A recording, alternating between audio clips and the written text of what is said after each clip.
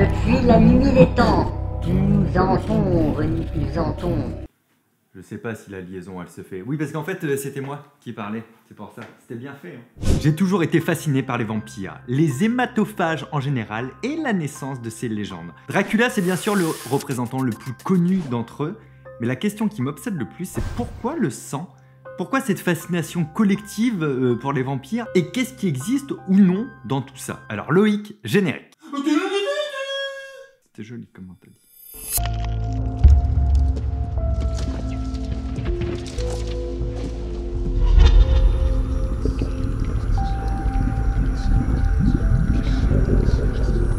Quand on a parlé de réaliser ce sujet il y a presque un an aujourd'hui, je ne savais pas dans quelle direction j'allais aller.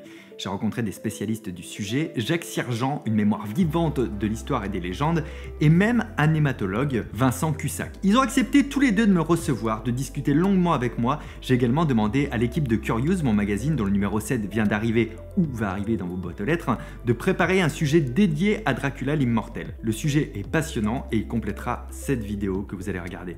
Ce qui veut dire que vous pouvez, si vous le souhaitez, vous abonner dès aujourd'hui pour le prochain numéro de Curious, mais ça je vous en reparlerai à la toute fin de la vidéo.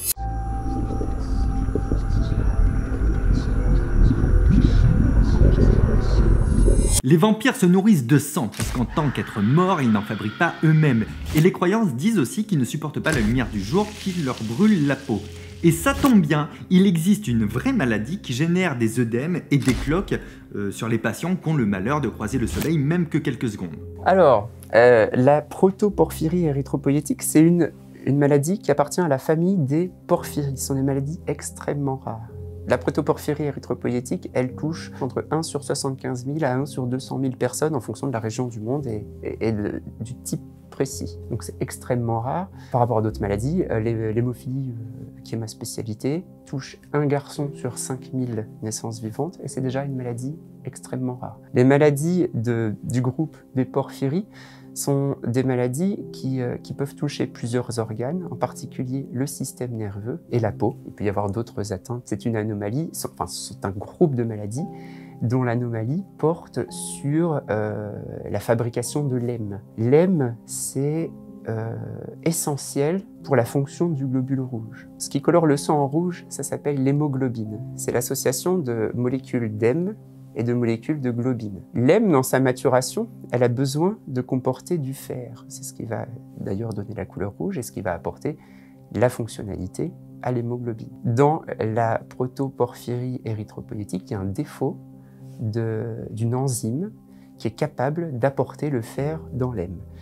Dans toutes les maladies de la famille des porphyries, ce sont des anomalies souvent enzymatiques qui vont jouer à différents niveaux et qui vont conduire à une qualité d'hème qui n'est pas celle attendue. Dans celle-ci spécifiquement, c'est un problème d'enzyme qui apporte le fer, donc qui donnera une hémoglobine en quantité insuffisante ou de mauvaise qualité.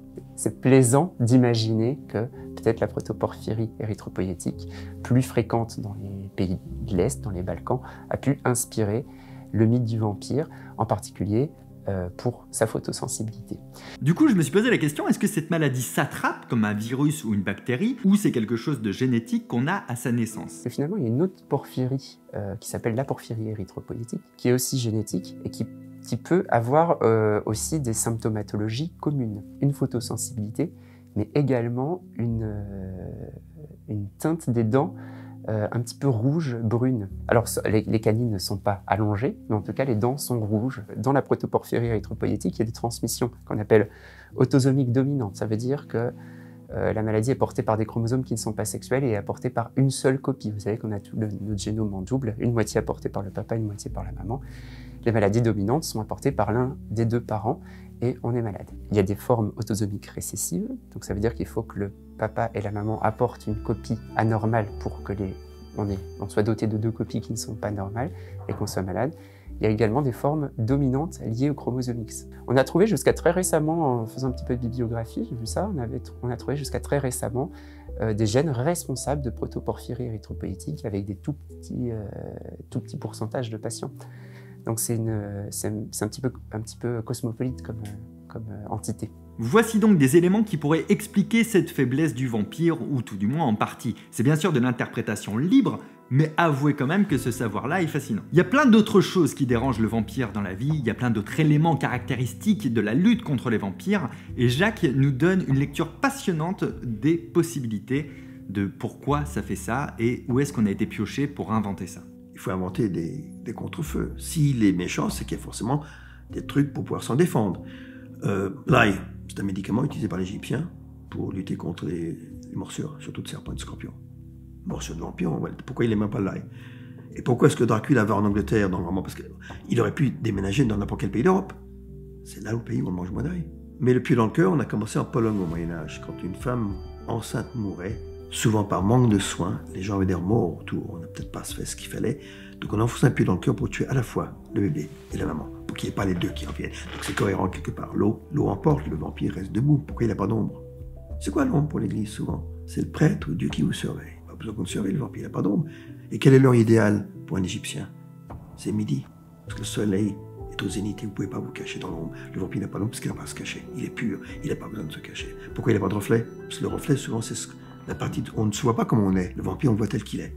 C'est vous que vous voyez dans le miroir quand vous regardez. Le vampire, il n'est pas de reflet parce qu'il est ce qu'il est. Il est simple, il ne ment pas, le vampire. Alors, d'où peut venir la naissance du mythe des vampires? Est-ce que ces éléments ont créé l'être surnaturel qu'on connaît? Ou est-ce que ces éléments ont habillé des mythes qui existaient sur des non-morts et qu'on a personnifiés, on a commencé à donner des détails un peu comme des règles? Parce qu'elles étaient basées sur quelque chose de vrai. Alors dans l'histoire, le vampire a remplacé un petit peu la sorcière, parce que c'était la sorcière qui était responsable de tous les maux. Puis avec la médecine, il faut savoir que sorcellerie et médecine, déjà, c'était parfois un petit peu connexe. Hein, jusqu'au Moyen-Âge, je pense que les deux étaient connexes. Même les sages-femmes étaient sorcières, il y a des liens évidents avec la médecine. Et puis, on a arrêté de s'occuper de s'attacher aux sorcières pour des nouveaux mythes, et en particulier le vampire. Avec l'âge d'or, c'est le 19e siècle, avec Dracula. Ou alors on a plaqué des images. Alors c'est étonnant parce que dans l'histoire du vampire, on voit qu'en fonction des époques, dans des civilisations, il y a des constantes. L'image qu'on en a maintenant, c'est une image très littéraire, très romantique, très 19e, le roman gothique, l'homme enfermé dans sa cape noire, les bains de sang, les orgies. Il y a une dimension très sexuelle aussi dans le mythe du vampire, qui n'a aucun rapport avec la question hématologique. On perd son sang, on meurt, les femmes perdent leur sang et restent en vie. L'homme préhistorique a dû flipper en voyant ses compagnes autour de lui rester vivantes alors qu'elles perdaient leur sang. Donc en gros, d'où le fait que les femmes étaient diabolisées très tôt. Alors qu'on ne croyait pas encore au diable, on leur donnait un pouvoir surnaturel, qu'on ne leur reconnaissait pas parce que les femmes ont toujours été considérées comme des créatures inférieures, hein, même l'Antiquité grecque. Donc en gros, on profitait de la force physique de l'homme pour écraser les femmes alors qu'on savait qu'elles avaient une supériorité morale. Donc le sang, on buvait le sang, l'eau était impropre à la consommation. On a commencé à boire du sang très vite, pour des raisons, on donnait du sang aux dieux. On faisait des sacrifices animaux, les Aztèques. Quand on offre du sang à Dieu, c'est pas une image, il le boit. C'est les chrétiens qui ont essayé d'inverser la tendance, qu'on appelle l'inversion normative, puisqu'ils disent c'est quand vous buvez le sang du Christ, vous devenez immortel. Mais ils ont quand même emprunté ça au vampirisme. C'est peut-être la première croyance, le premier rituel qu'on offre à un Dieu, premier sacrifice, c'est le sacrifice du sang. Donc le vampire, c'est la première croyance pour moi. C'est vieux, ça remonte à des centaines de milliers d'années avant Jésus-Christ d'ailleurs. Et il y a un autre connu, je crois que c'est peut-être Mircea Eliade, qui a dit on juge la qualité d'un peuple par ses rapports avec les morts. Quand on a un rapport avec les morts, c'est qu'on estime qu'ils sont vivants. Et les seuls morts vivants sont des morts vivants, sont des vampires. Donc on peut dire qu'on peut juger la qualité d'un peuple par ses rapports avec les vampires. C'est pour ça que ça ratisse très large comme thème. Lorsque l'on creuse dans l'histoire de Dracula, au sens de ses inspirations, on s'approche très vite des fascinantes histoires des pays de l'Est. La Roumanie, qui existe depuis le 19e siècle seulement, était un conglomérat de provinces qui était sous la domination des Habsbourg, des Autrichiens, puis après des musulmans turcs. Donc en gros, chacun voulait récupérer la Roumanie, et c'est là où il y a le plus de morts. Alors, là où il y a le plus de morts, c'est là où il y a le plus de croyances aux vampires. Parce que très souvent, les morts, on ne les enterrait pas. Quelquefois, l'armée ennemie laisse l'armée vaincue enterrer ses morts, sinon ils partent. Et les corbeaux les mangent, ils pourrissent, et on se dit, un mort qui n'a pas de sépulture, ça remonte aux Grecs aussi, aux Égyptiens, va en enfer ou devient vampire. Donc là où il y a le plus de morts, il y a le plus de croyances aux vampires. C'est pas spécialement propre au peuple romain. S'il y avait autant de massacres en France, c'est comme les Saxons qui étaient massacrés par Charlemagne. Là aussi, ils croient aux vampires. Forcément, c'est de l'espoir, le vampire. Quand vous savez que l'homme, la personne que vous aimez, est morte sur un champ de bataille sans sépulture, vous allez imaginer quelque chose qui permet peut-être d'avoir un peu d'espoir. Parce que pour moi, le vampire, c'est l'espoir. C'est quelque chose de 100% positif.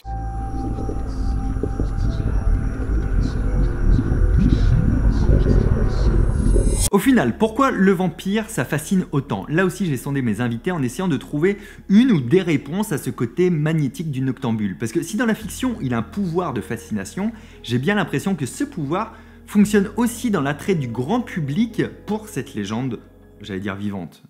Un peu vivante, un peu morte. On imagine Pattison dans Twilight, il faut qu'il soit beau pour les raisons commerciales, mais il y a une autre raison aussi. Il y a eu beaucoup de gens qui ont été enterrés vivants. La médecine moderne a souvent nié ça, parce qu'en gros, c'est pas très joli. Bon, on donnait un coup de pied ou on faisait le croque-mort, hein, et puis on enterrait. Donc quelqu'un qui est enterré vivant, il meurt très, très vite. Donc il ne peut pas revenir. Par contre, les nobles qui sont enterrés dans des caveaux, quelquefois le cercueil qui est dans une pièce, s'il est enterré vivant, il va pouvoir peut-être ouvrir son cercueil.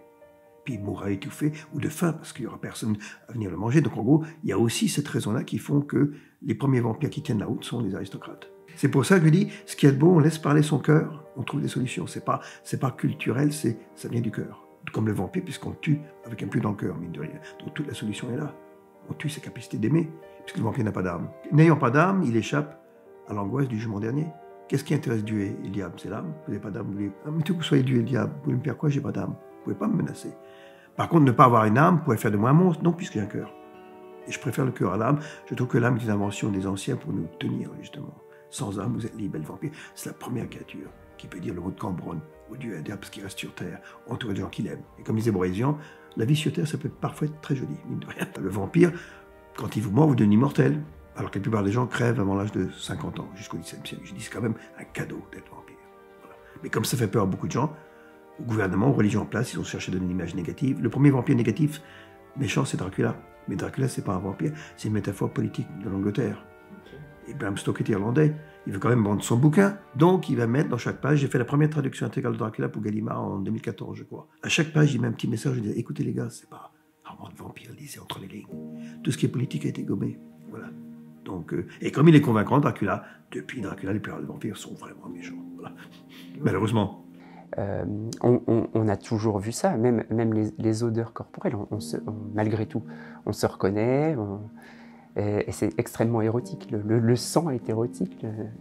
Donc le Dracula, en tout cas dans sa façon d'avoir été écrit, il y a vraiment une dimension érotique. Et maintenant ça appartient au mythe du vampire, ça a été intégré, ça n'était pas à l'origine. Comme vous l'avez constaté, plus on a parlé du sujet, plus cette personnification de Dracula en lui-même est revenue dans nos conversations. Mais en vrai, c'est un autre sujet qui est presque pas lié au vampirisme Dracula. Comme je vous le disais au début de la vidéo, j'ai un dossier de 10 pages sur Dracula qui va sortir dans le prochain numéro de Curious. Ça, c'est mon magazine mensuel qui sort en novembre. Voici d'ailleurs une partie du sommaire. Pour info, l'abonnement est à partir d'environ 1,65 € par mois, frais de port inclus. C'est moins cher qu'un sub sur Twitch et plus intéressant qu'un Tipeee puisque vous recevez durant un an 10 magazines de plus de 50 pages dans votre boîte aux lettres et ou en version numérique. Vous avez le lien pour ça dans la description qui vous permettra en plus de lire quelques pages, d'avoir des articles gratuits, des anciens numéros. Et si vous avez des questions, toujours sur ce même site, vous avez une FAQ très solide et vous avez un mail, on est réactif. Merci à mes deux invités, Vincent et Jacques, qui ont accepté de parler avec moi sous l'œil de la caméra. C'était passionnant, j'avais envie de tout mettre. Peut-être un jour je ferai une vidéo non répertoriée avec tout. Parce que c'est allé un peu dans tous les sens. Après, on est un peu sorti aussi des discussions vampires pour des discussions plus scientifiques ou plus sur la philosophie et les légendes. Mais bref, je les remercie énormément. Vous trouverez plus d'infos sur eux dans la description, comme les livres de Jacques par exemple. N'oubliez pas de vous abonner à cette chaîne, c'est gratuit. Activez la cloche pour ne pas rater la prochaine vidéo. Ici, je vous mets une vidéo sur l'incroyable chasse au trésor de la Chouette d'Or en France. Et ici, une vidéo où on vous raconte nos plus gros échecs pour voir si on pouvait en tirer quelque chose. J'espère que le prochain numéro de Curious vous plaira autant que les précédents. Prenez soin de vous, à très bientôt, ciao!